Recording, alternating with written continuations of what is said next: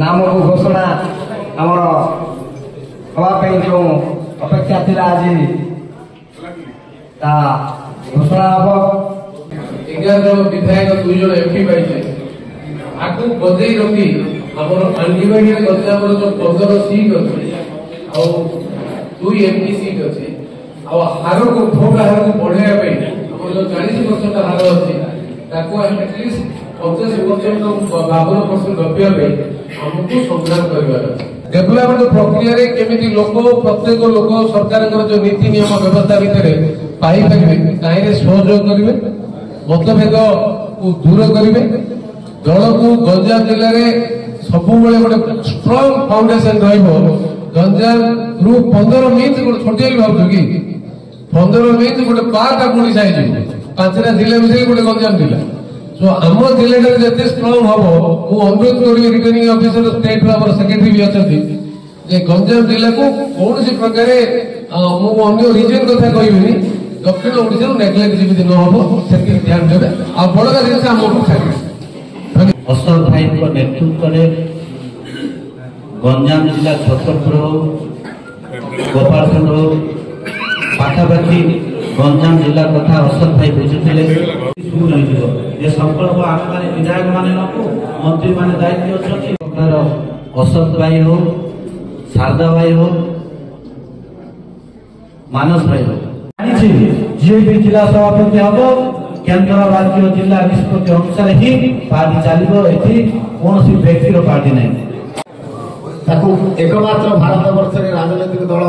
जे कि कामटी को सुचारू शिशु मंदिर सामान्य जीवन आरंभ कर व्यक्ति आदिवासी व्यक्ति मुख्यमंत्री हो पाए साधारण घर महिला आदिवासी महिला देश राष्ट्रपति हो पाए केवल ही पार्टी ही संभव आम कहू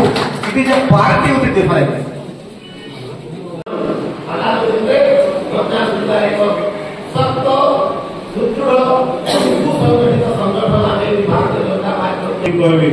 आज जे भी आम डिस्ट्रिक्ट प्रेसिडेंट नेतृत्व आगामी पंचायत म्यूनिसिपालिटी महानगर निगम मिलमिशी काम कर सब जाक एमती 5टा एमएलए जीते पंचायत और म्यूनिसिपालिटी महानगर निश्चय आशा विश्वास जे भी आसतु समस्त मत निर्द्वंद्व से जिन रहू जे गोटे ना गोटे चिन्ह भारतीय जनता पार्टी और पद्म छाड़ी सभापति भाव जो विभिन्न ना आसीला पार्टी चयन कर ना हूँ श्री सरोज सागर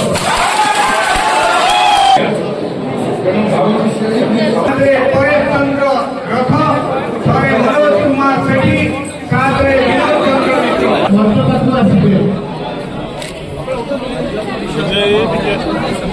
आज अवसर में कृतज्ञता ज्ञापन करुच्ची छत्रपुर विधायक कृष्ण भाई को आमर आज अवसर में कृतज्ञता ज्ञापन करुच्ची आमर लोकप्रिय विधायक सिद्धांत महापात्र दिगल मंदिर आज बहुत खुशी दल तरफ गणतांत्रिक पद्धति भितर जड़े सीनियर कर्मकर्ता बहु वर्ष धरी संगठन में जड़ित थी श्री सरोज सामंत को दलर प्रक्रिया विधान आज निर्वाचित होती ये अवसर में बहुत शुभेच्छा अभिनंदन दलर गुरु दायित्व सभापति हाथ में थाए से निरपेक्ष भाव समस्त को नहीं दलर संगठन को आगे बढ़ेबे ये आशा रखुच्छी तथा आगामी दिन में गंजाम जिला एक बीजेपी दुर्ग हम नेतृत्व में आम समस्त सहयोग निर्वाचन लोक सेवा सहित जिलार उन्नति संगठन आउ निर्वाचन ये सबको आखि आगे रखी से समस्त को धरी काम करेंगे आगामी दिन में बीजेपी कमले कमला गंजाम जिला आगामी दिन आहरी दृढ़ देखा छिड़ आज भारतीय जनता पार्टी ओडिशा प्रदेश तार गंजाम जिला सभापति हिसाब से मो पर दायित्व न्यस्त करुच्ची अवसर में मु आमर यशस्वी राज्य सभापति मान्य मनमोहन सामल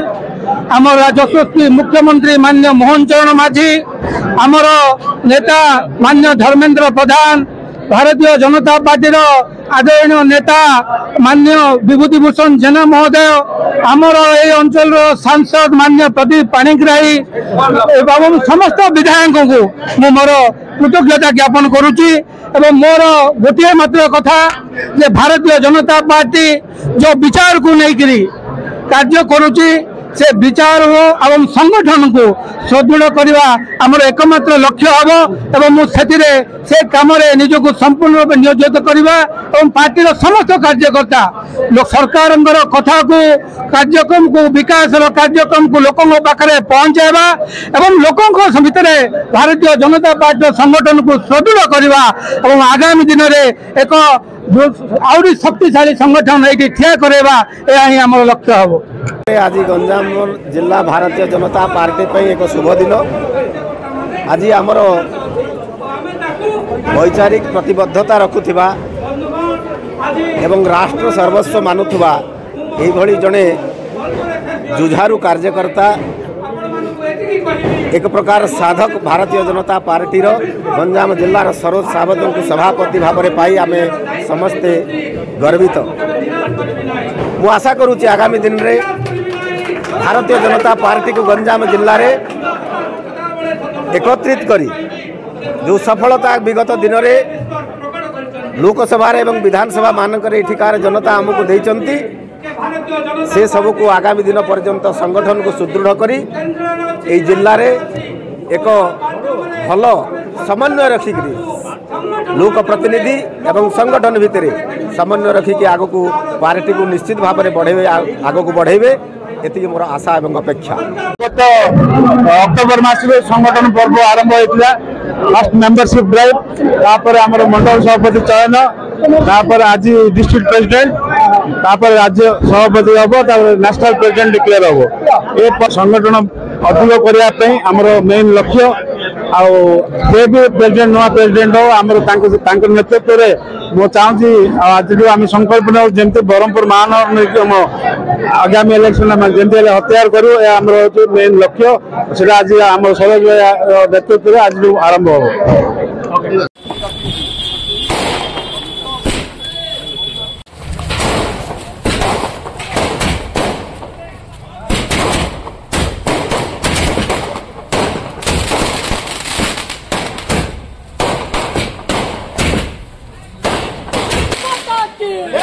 Kan tu tolong di korang, mobil lah tolong di.